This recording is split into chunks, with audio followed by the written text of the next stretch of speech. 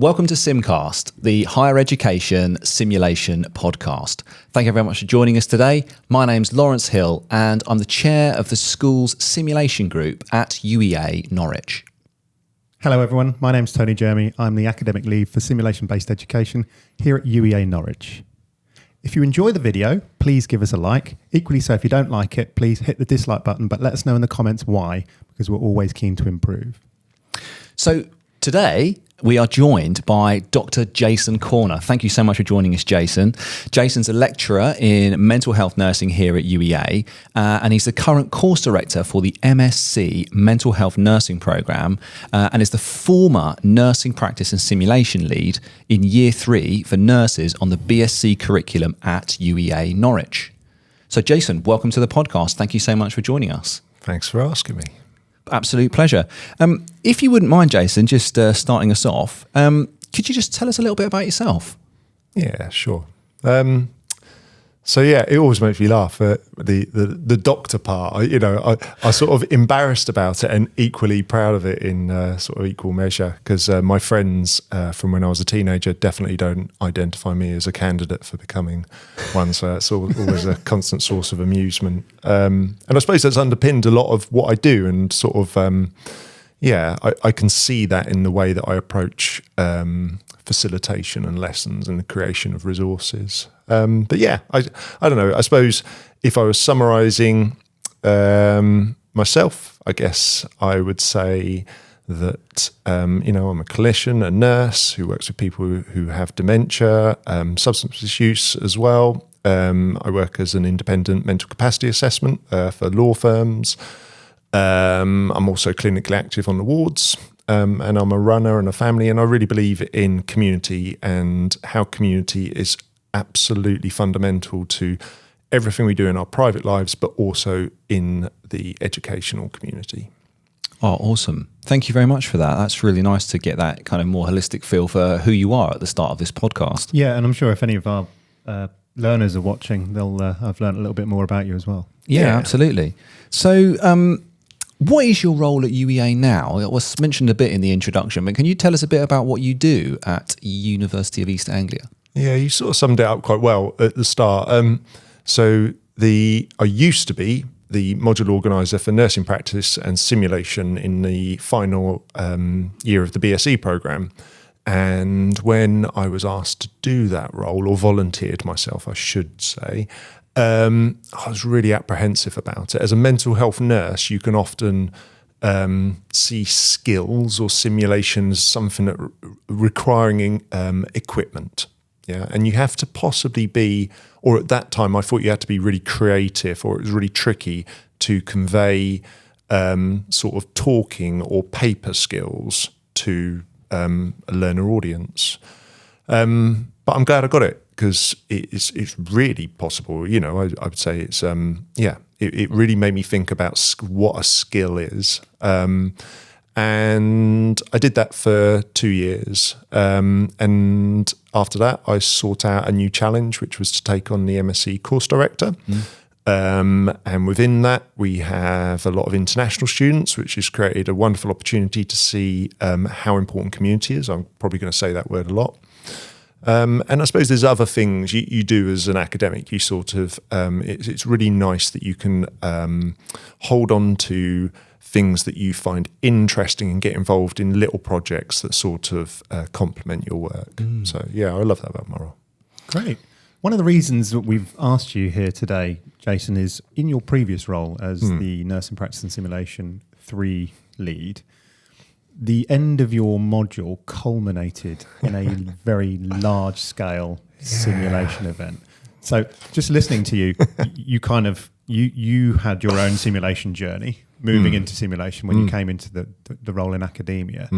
And then you thought, well, that's not challenging enough. I'm going to finish it off with this really large-scale simulation event. Yeah, so the year goes out with a bang, doesn't it? A really big bang. It was an accident. Okay, go on, tell us about it. I'd like to take, so a bit of context for this is the first year, this was the first year it had run as well. Okay. So this was a new curriculum, it was a new cohort that had been through the course, and because of the COVID-y lockdown-y situation. We were designing it in kind of isolation, very remotely, which had a whole host of challenges. And one of those challenges was, I think the value in a learning community like this is the microsystem. It's being able to just have like a 5-minute chat, or not even that, like 30 seconds, and all of that in the corridor. I don't think that the value of that is acknowledged as much as we should do. And doing everything remotely required a kind of formalized process of talking to people. I think now we use things like MS Teams a little more informally, quick call and those. But at that time, it was the first time no one even knew what MS Teams was. No. And, Zoom share price went through the roof, and it was because no one had used it until that point. So it was really challenging. I just remember being sat in the planning phase for it, and I'd sort of mapped everything out and thought, this is how it relates to the learning outcomes of the module. And I had one gap at the end left, and we're getting towards the end of the meeting, and just kind of fell out of my mouth. And I say that, I was wanting to devalue it. It was like, it did seem like the culmination of not just that module, but the third year. Wouldn't it be wonderful if we could have this big event, we could turn the bottom floor of our ECB into it, because it already looks a bit hospitally, into That's a the hospital. Edith Cavell building, isn't it? The Edith Cavell building, yeah. So it's like this dedicated nursing building, and part of it is like this big bedded unit. It looks like a hospital ward. And it came out of my mouth, and I thought, that sounds really good. That sounds really good. And I hadn't long been employed. I suppose I'd been part-time and stuff, and I was a bit naive to that, what a big scale event meant. And all the experienced members, they said, I just heard, well, that's ambitious. And always loaded the word ambitious, isn't I it? had no idea. So that's kind of the evolution of it. And then we did a dry run last year, and it went all right. And we learnt a whole bunch of stuff that we did a sort of what I would call a more sort of robust event this year. And again, there's always learning, isn't there? But yeah, it was. That's kind of the evolution. Okay, so let's rewind back a little bit. You get the green light, if you like, to do this large-scale event. Yeah. With a nursing cohort, and we had your colleague Joe Ellis-Gage on the last episode, and he was saying that your cohort's anywhere between sort of 200 to 250 nurses. Yeah. So you've got this event in mind. Where do you go from there?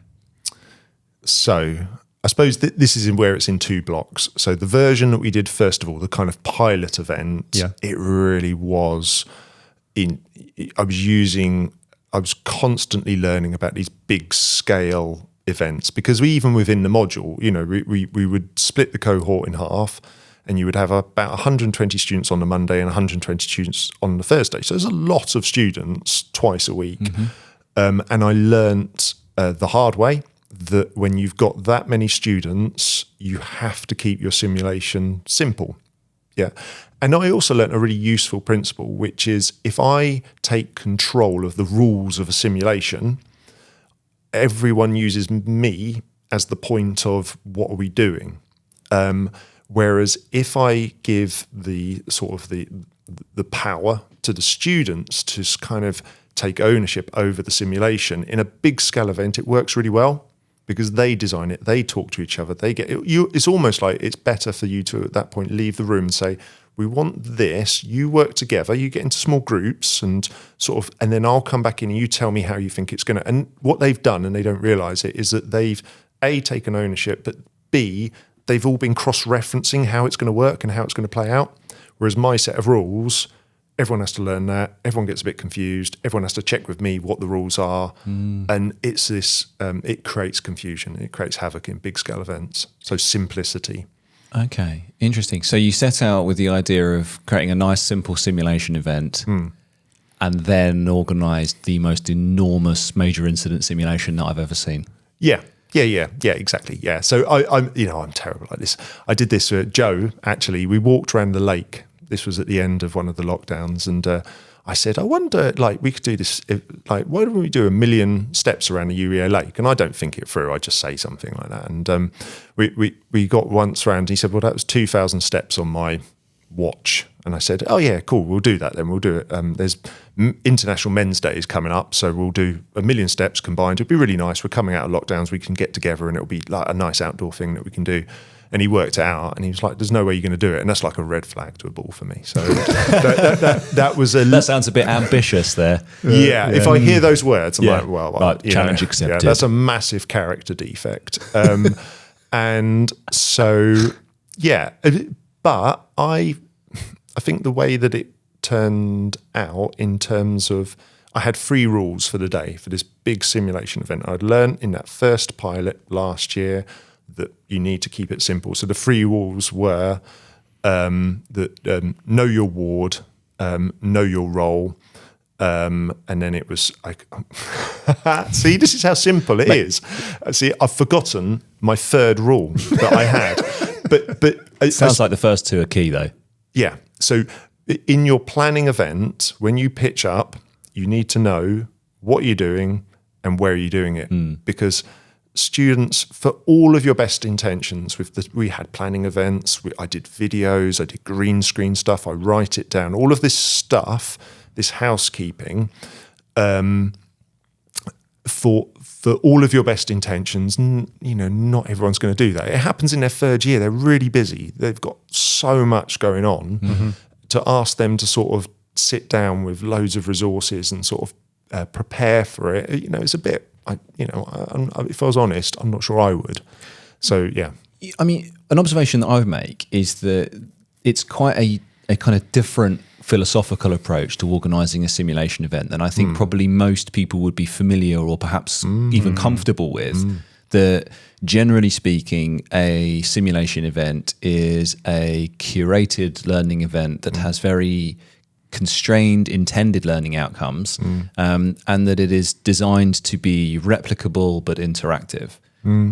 The nature of the simulation event that you organise, and we should probably get you to talk through that as a timeline, but the nature of that, because it was so organic, was completely unique. And the interactions that took place over the course of that were completely unpredictable in a lot of ways. And you need to get okay with that. The moment, so a lot of the feedback will be around, we didn't have this, we didn't have that. But you do need facilitators that are good at thinking on their feet and sort of creating the simulation. But those sorts of comments from people feel that they're based in a kind of insecurity. It's not necessarily about I wanted a set of rules, because you don't know how something of that size is going to play out. And in a major incident, there is often there's a major incident process or policy, but actually the implementation of that policy is always there's always a gap between what you imagine is going to happen and what really happens in practice. With very experienced clinicians, let alone 3rd year nurses who, are experienced because they're 3rd year nurses, but certainly not in the same regard in terms of dealing with. So I think that tact of having it kind of emerge from this sort of organic generation from students and from a lot of work that you put in, whilst that might not be kind of optimal for a more constrained situation, like a series of part task kind of training events, actually, because it was intended to simulate something which was by its nature kind of had elements of chaos and complexity. I think it was a good simulation in that respect for something which is naturally chaotic and confusing. You actually see it. So what I do is on the day I get here ridiculously early, like because your anxiety's up. It's a big thing. So when you say big thing, Jason, when you've talked about know your ward, how many different simulation environments are we talking about here? Okay, so within that cohort, we had, I'd say it's about 240 BSc students. We also had 35 MSc nursing students join us. We had, I think it's probably about, we had 2 schools come in, so a total of about 20, 25 school children. We had 5 people who were living with a learning disability. We had people with substance. So there's a lot of people. So what you need to do, one of my worries is you've got that many people is everyone going to have a worthwhile experience? Yeah. Are people going to be twiddling their thumbs? Because it's difficult to create roles. So we have, going through the building, we have a kind of an emergency department area for paediatric and for adult. Then we have a ward for paediatric, a ward for adults. Then we have minor injuries. Minor injuries is really interesting. It sounds like students like, I don't want to do minor injuries, but when they get there, it's quite funky. We had a mental health liaison, huge department. We had a mental health ward. There was that was interesting, actually. There was something in the debrief that came up that was really interesting about that. Then we have the lounge area, and the lounge area, this is something that Joe's going to pick up this module, and he's evolving it. And this lounge area, I thought it was all right. But there was a process clear in my head that didn't quite, it panned out to start off with, and it very quickly broke down, which was interesting. But you had the CQC, you had some researchers, you had the discharge planning, and everyone that went to the wards eventually would be discharged through this process, and then from there discharged into the lecture theatre. And the lecture theatre was like home. You know, you've made it home. And the idea was that they would come into the lecture theatre because we had a morning shift and an afternoon shift, and we could discuss their patient journey. So we debrief in a way as they came through. And it was, if we felt the discharge could have, there was some maybe improvements that could be made. Maybe we'd return them to the simulation and those sorts of things. So the creation of all of these roles is, it's important. It sort of holds it together because you'll notice it. You'll notice it in the debrief that the students will be everyone will be acutely aware of an area of the hospital that isn't there and isn't present. Yeah, because of the degree of authenticity you went for in the simulation, you had to have that fine-grained detail. Otherwise, it would have fallen down, which made an enormous amount of work in terms of preparation. But what was the event itself then? So there was a big thing that happened, but before then, it was business as usual, wasn't it? Yeah, and is this? Correct me if I'm wrong. Was that an improvement on the first iteration? The first iteration started with a critical event, whereas the second one you started with work as normal and then a critical event. Yeah, you got a balance here. You got a balance between creating enough casualties because you've got, and you can't. You could have just a working functional hospital, but I think the students kind of like a little bit of a kind of, there's something going on, and it is valuable to know what to do in a major incident. The first time we did it, what we noticed was, we didn't have enough walkie-talkies, simple things like that, communication. Yeah. So there was lots of people who were kind of standing there whilst you got a good half an hour before people are triaged from the accident sites. We had 2 accident sites through to like a ward, which is a bit boring.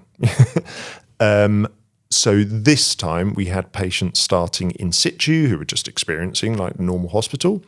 And that was great. That got people sort of stuck into assessments. It got lots and lots of low-level conversations going on between the different disciplines as well, which is really important. So they're sort of already doing the normal business of the day when it was a gas explosion happens in the picnic area. And then what we had that was a big iteration from the last year is we had your good selves there. Oh, I forgot to mention we had the theatre as well. Yeah, the paramedic students were there, weren't they? The paramedic students were there with the lecturers, and our nursing students sort of paired up, and they were nursing students who were really focused in on emergency department care, and they loved it. They fed back so well about that because it was an area that they kind of had, they got confidence that they know what they're doing, but they also saw the other side of the nursing practice, which I think they really enjoyed. Some of them were like, I want to do paramedic science now. It was a recruitment event for paramedics, really. Yeah, it worked. What I really enjoyed was how the ambience in the building changed as it kind of emerged that something had happened. It was like it sort of spread through the department, and that's what happens in a real hospital. You get a big event happen. You get little communications through wards and different environments. Oh, did you hear that so and so is going on? Yeah, and if I was the person who was organising this in whatever institution, you're going to have a moment where you think this is all falling apart in the morning. And it's important to have a planning phase, a really substantial planning phase. That's something we changed from the first year. In the first year, we kind of had like a little bit of like 45 minutes, nowhere enough. You need a good 2 hours in this size of event. For moulage, like the wounds, we had some, we could maybe come back to that, but like we had some amazing students that put their hands up to create wounds. And what I had this moment of like, this is all going pear-shaped at about 9 o'clock when everyone came in, and I was getting a lot of, what am I doing? Where am I? Remember the 2 rules: know your role, know your ward. Yeah, I'd hammered that home. Just 2 things, but you still get that. And I was like, oh, not sure about this. Then I came back out of, I was in the moulage, came back out after 20 minutes, and it was quiet. The paramedic just sat quietly. Everyone knew what they were doing. Yeah. So the teams set their own operating procedures for their environments. Yeah, and that, I think that might have been the third rule. So the 2 hours in the morning is for them to have a break before it all starts. They need that. They need fluid and all of those sorts of things. But it's intended for them, and quite rightly, they feel a bit insecure in that moment. A little bit what's going on, and you can see it. It's almost like, oh, this doesn't feel safe. I don't know what I'm doing. And all of the facilitators are told, if you're asked, what am I doing? Your response is, what are you doing? Speak to your colleagues. And they start to move around the wards. They start to pair up. Someone starts to take control. That's interesting, who takes control. Each area has a charge nurse, one point of that sort of management system, I guess. And it's interesting, you just visually see it. You see them talking, you see them each ward in their own way, creating their operating procedure and then speaking to the other wards, and you just see the noise just drops. And then you get to the point, there was a point, wasn't there, where we thought, we could start this a little bit earlier, because it just calms down. You do one last walkthrough as the organiser, say, you ready? And they're like, yeah, we know what we're doing. And then you start. So give yourself plenty of time for a big event like this. And Definitely. then if you've got surplus, then you can start the event early. Yeah, because I'll speak about it now. So the moulage is fundamental. It's fundamental to the authenticity. So the wound moulage, the people that make up the wounds. I learned a lot from this time round. The first time we did it, we were sort of like, we turned up and we were like, how do we make a wound? And it was very much a bottleneck, wasn't it, to get the rest of the... Yeah, and that's probably, if you're doing this big scale event, that's probably a bottleneck. So get those people in maybe half an hour early. You need more people on makeup than you think you do. Yeah, like the first year we had 2 or 3. We were lucky that we had one of our nursing students worked in film set makeup. It was just a coincidence. She pitched up, said, I missed the planning day. What can I do? I said, what are your skills? And it was like some miracle had walked through the door. But she was one person and she was very stressed out. What we had this time is I'd learned from that. And it was when I was doing the planning day, had all the students in the lecture theatre, and I said the very first thing we need to do, because it's the bottleneck, is we need to know who are our makeup artists. And then I explained the parameters of what they'll be doing, is that you won't have a huge amount of exposure to the simulation, but you are absolutely fundamental. And about 4 of their hands shot up. There were people that may be a bit more shy of what this big critical incident is, but equally, it turns out they make zombie sort of costumes in their free time. And I would suggest if you've got cohort, yeah, exactly. But I would suggest cohort that large, you're going to probably have people with those skill sets. You're going to have diverse talents, aren't you? Yeah, exactly. And they then offered training to, I had 10 people for that cohort. Oh, wow. You need a lot. And their wounds were incredible.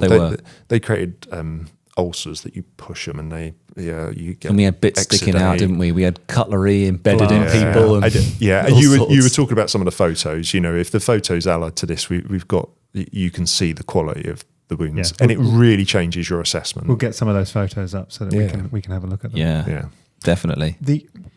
How do you deal with the sheer number of patients that you have? How does that work? Yeah, that's tricky. So you've got lots of competing demands, and it is a real pressure. So what I learned from the first year was that the school children definitely added value, like 100%. This time, good relationships with the schools. Don't put all your eggs in one basket. The first year I was like, well, what happens? We're in the tail end of COVID. If the driver gets COVID, we've got no patients. So I asked 2 schools this time. So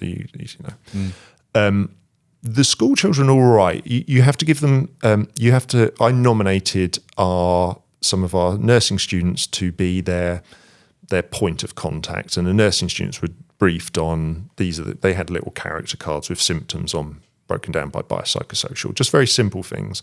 I'd underestimated their skills. They were drama students, and they were amazing. Their acting was absolutely amazing. The people who have learning disabilities, it's sad that it was quite difficult to get access to this group of people, and they added massive value.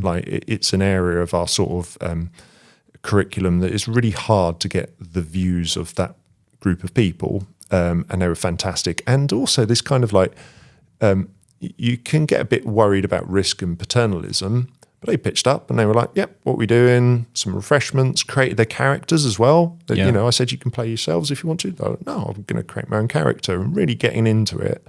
I distinctly remember as well that some of their contributions in the debrief were really quite powerful. Yeah, and I'm sure when we talk about the debrief, we can talk about how that we could optimize that sort of feedback as well. People with substance misuse, given their experience. Yeah, so I would say it's massively important that you have authenticity there. I would find it really sad if I didn't have someone involved in a simulation because I was worried about some risk of exposing, people, no matter what sort of disorder they might have, they still have an appreciation that what you're doing is it's not real. It's a little bit, I think it's over paternal to think that you'd have to shelter them and they couldn't attend to that. My experience is they pitch up, they go, yeah, we get it, and they crack on with things. That's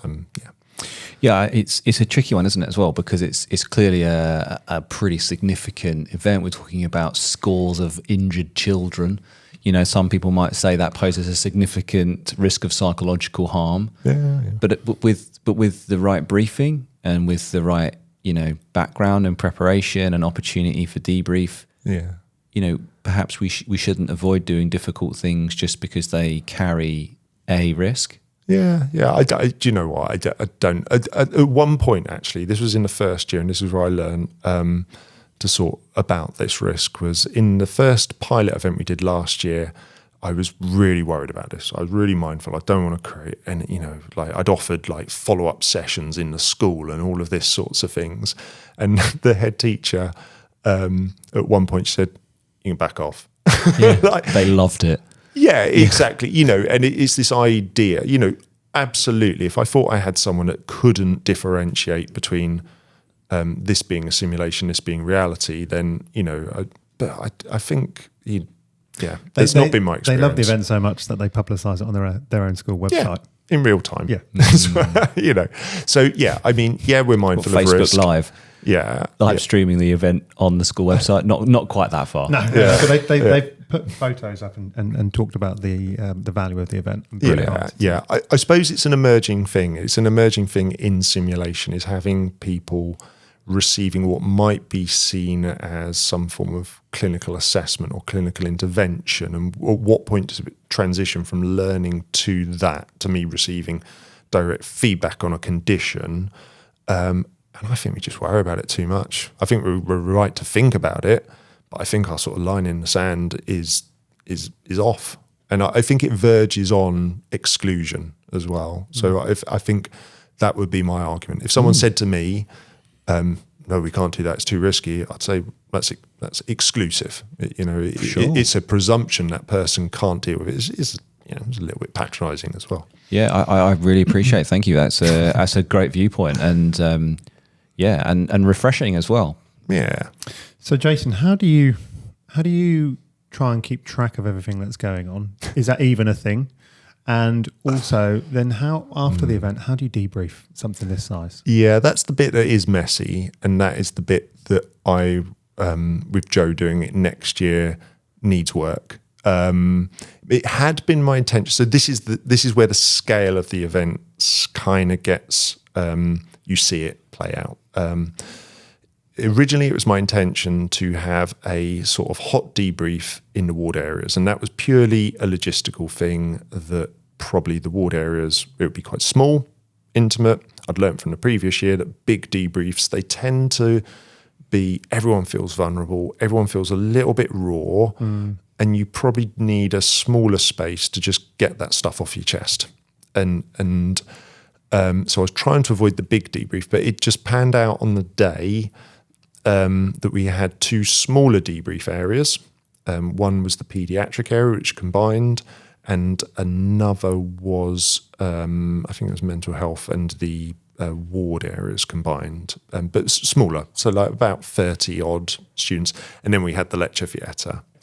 Which you and I kind of co-debriefed, didn't we? Yeah. I think I was at the front trying to debrief.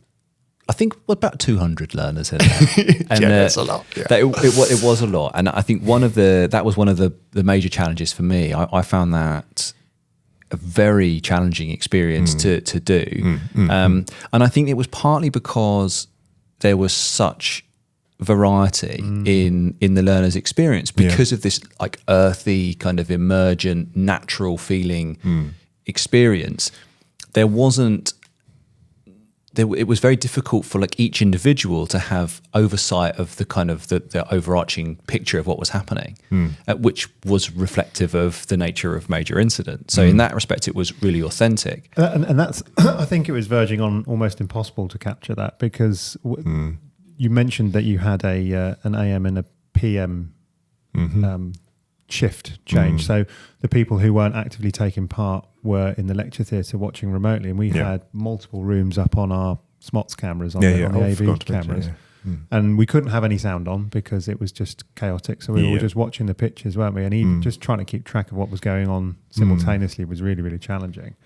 So trying to find that kind of the sweet storyline, the sweet spot. Yeah, because I think the question for me would be how big and complex, right, is too big and complex for a simulation of this nature? Yeah, I suppose well, the way I see it, so in terms of the actual simulation itself, I thought it was fantastic. You know, it really panned out as I'd intended, with a few sort of minor things that you could see that evolving year on year until it was really probably quite slick in sort of 2 years or 3 years. So that didn't concern me. The debrief and how you turn it into something where the students go away, because a lot of the students will go, I enjoyed that, they'll go away and they won't overthink it. Yeah, they'll be on to sort of the next thing and they'll go, yeah, that was cool. But there'll be a lot of students that are kind of thinking, well, what did I get from that? What did I learn from that, other than it being a kind of experience? And I kind of understand it's like, this ambitious experience. And that's where the debrief is really, really poignant for those people. And it might be in that moment that they need, and this is why the big group doesn't work, because in the big group, the key part of this big event is for them pre-qualification to kind of reflect on some of the things that they found really uncomfortable in themselves. So it might be around decision making. It might be about speaking to someone they've never met before in a different clinical role. It might be about, less often perhaps a particular skill or something like that. But there'll be something that's a bit uncomfortable in them. And then you need a really skilled, safe environment that's quite small for them to feel okay about sort of saying that, because in the big debrief area, it comes out sideways, and it would in me, it's that kind of like, I could feel it in myself as the organizer, as it turns into a bit of a module evaluation. And when that happens, it kind of like, it feels like I've been knifed. It takes a big person to show vulnerability in front of 200 other people, doesn't it? Yeah, who's going to do that? Yeah. Who's designed to do that? Whereas actually in groups I did actually walk, because I had to say the school children left slightly early, so I had to sort of like go and get them, and I left this big debrief where it was quite raw, and there was lots of sort of adrenaline in there.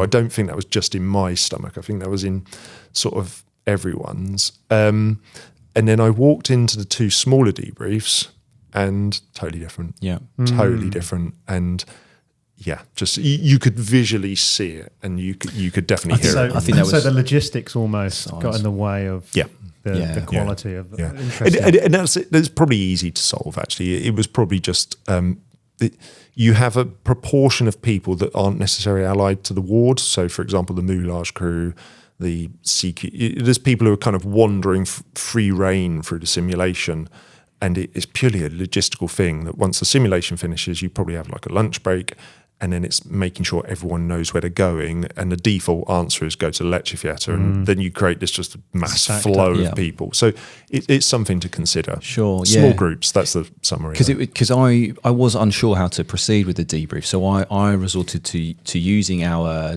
HSE debriefing model. Yeah.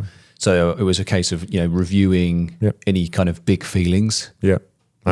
Which there were, Yeah. and then it was a case of kind of trying to review the facts of what had happened. But of course, everyone's sort of trajectory through the simulation was so different. Totally different. That was, and then it was a case of review the learning outcomes, and from what you're saying, the kind of intended learning outcomes were quite personal, and that they were individualized.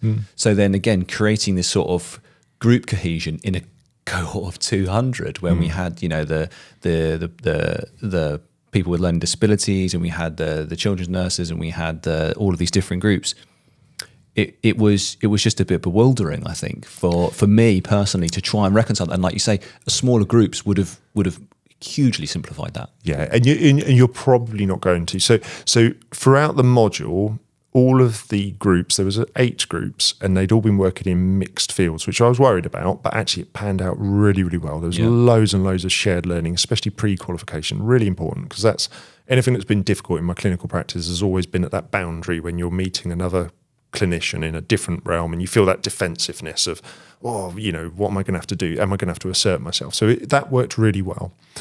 And if I was doing it again next year, my advice to anyone would be to kind of have that hot sort of reflective, deal with that in small groups so that people don't go away sort of upset, angry, and confused, all of that stuff. Deal with that, and then you're just going to have to be okay that kind of, you could bring some sort of closure to that within the debrief. People haven't cognitively got much left after the simulation. It's intense. My brain was broken. We learned that in the first year. We did a morning simulation and an afternoon simulation. The afternoon simulation, it was tricky. So in this debrief, people are already kind of cognitively challenged. You kind of need a seminar allied to it, where you can come back in like a couple of days' time, and then once the heat has gone from it, then they start to look at the learning outcomes. There's loads. Yeah, you could glean so much from a concrete experience like that. Thinking of Kolb's experiential learning cycle, that concrete experience will stand out like a beacon. Yeah. And actually, you can do so much work around, reflecting on it and conceptualizing it, and then thinking about future practice. So that's what I do. I think it's a fairly, easy fix to then have a seminar allied to it, and there was so much in there that you could sort of make use of. But it felt a little bit incomplete, and it didn't quite sort of pan out but that's what you do with these things, small or big, you go for it and roll it over. And I'm glad you did go for it, because you were in fact nominated for an award for this. Am I right? I didn't win it. No, I didn't win it. No, maybe deserved to win it. That still doesn't sting, does it? I was nominated for 2 that I didn't win. The moral of the story is I'm not a quick thinker, and so that's my defence, is that I don't interview well. And it wasn't all of your efforts. And actually, if you disagree with Dr. Jason Corner and you think he actually does interview well, I think if you could give us a like for Dr. Jason Corner, I'm sure that would be greatly appreciated. Nice job there. I think probably we ought to think about starting to segue towards something of a kind of a conclusion to this hugely complex sim. Absolutely fascinating. We've barely scratched the surface, really. You've definitely given, I think, lots of people some ideas if they're thinking about setting something like this up. So what would be your golden nugget of advice if there's someone watching this who has similar ambitions to you? What would be your kind of key piece of advice to them? Keep it simple, because if you write a set of rules, a recipe for it, you're relying on everyone reading that recipe and remembering that recipe, and that's not going to happen. For everyone's best intentions, it's not going to happen. Probably actually as well, in that vein, keep it simple and ensure you have one massive pre-brief probably right at the start of the day. That's something that we actually did in the first year, and we didn't do in the second year, and it did actually set the scene really well for them. And it was purely we didn't have a lecture theatre big enough. Sure. But yeah, keep it simple. We've talked about that before, that absolute the crucial nature of the briefing for establishing psychological safety and giving direction. So Jason, thank you so much for coming on the podcast today to talk about your major incident. Thank you, Jason. It's been really, really interesting. Yeah, thank you. If you enjoyed this podcast and you'd like to keep in touch with the rest of our podcast, please do like and subscribe, and don't forget to check the notification bell. We're bringing you loads more higher education simulation-based content, and we hope to see you on a podcast soon. Cheers, folks. Bye for now. Thanks very much, everyone. See you in the next one.